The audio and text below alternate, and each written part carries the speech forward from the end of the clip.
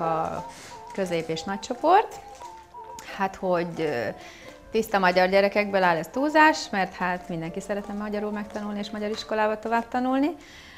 Ezért hát egy kicsit nehéz az együttműködés velük, mert hát 3 nyelven beszélünk, magyar, ukrán és orosz nyelven, hogy mindenki megértse. Most az éven 15 gyerek megy a 22-ből magyar iskolába. Hát ez jó szám, mert általában ilyen nagy számú végzős csoportunk nem volt még. Úgyhogy most egy jó félosztályt bővítettünk. Tehát az a sajnos, hogy nem beszél mindegyik magyarul. Mondjuk ez alatt a 3 év alatt ragadt rájuk valami. Érteni többnyire értenek, továbbra a magyar iskola fogja őket tanítani magyarul, nehéz lesz az első év, az biztos. Tehát nálunk az oktatás magyar nyelven megy. Az ukrán nevelési program szerint tanítjuk a gyerekeket, igyekszünk egyedül lefordítani, és azt szerint megyünk. A játékok mindenféle formáját használjuk, ez nevelésitől megkezdve a didaktikuson át, a mozgásos játékok mindenfélét. A szülőkkel a kapcsolatunk nagyon jó, nagyon tisztelnek minket, és nagyon együttműködőek, próbálnak segíteni, tudják, hogy milyen a helyzet, és hát ők is próbálják elősegíteni. Egyes gyerekek például magyar nyelvre járnak még külön az óvodán kívül. Az óvodánk mindenféle segítséget szeretettel fogad.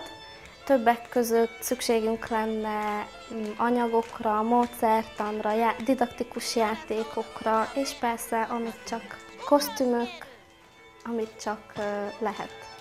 Ahhoz, hogy tökéletesen működjön a 2 magyar csoport, nagyon nagy szükségünk lenne főképp egy testvéri támogatásra, bármely testvéri óvoda támogatására, amely Magyarországon esetleg támogatna minket. Nagyon régen keresünk ezt a kapcsolatot, de sajnos még visszajelzést nem kaptunk.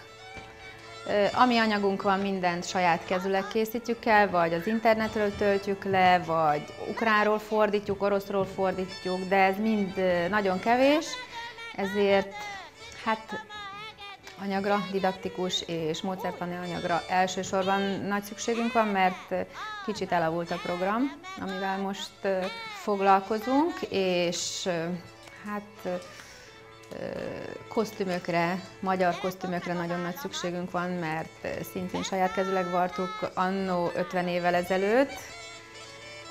Didaktikus játékok, bármely, bútor, minden, amit fel tudnának nekünk ajánlani, szívesen fogadjuk.